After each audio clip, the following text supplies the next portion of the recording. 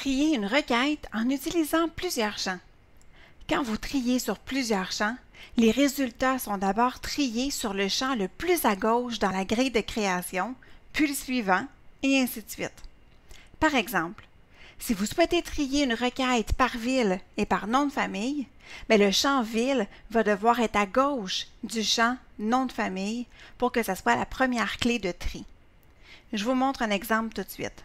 Je vais créer une requête avec la liste, par exemple, de mes employés et je vais aller chercher, par exemple, le nom de famille, le prénom et la ville.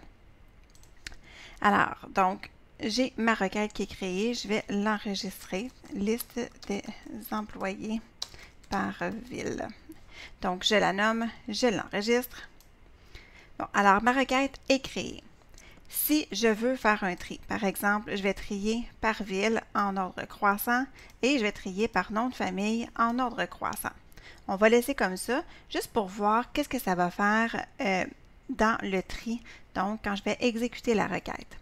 Alors, j'exécute et on voit que mes villes ne sont pas du tout triées, du tout en fait, parce que ma première clé de tri a été le nom de famille. Pourquoi est-ce que ma première clé de tri, c'est le nom de famille?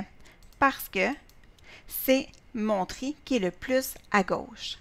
Alors, si je sélectionne mon champ et que je le déplace à gauche complètement, donc devant le champ nom, que j'enregistre et que j'exécute, là, je vais avoir un tri par ville et ensuite, mon tri va être par nom de famille.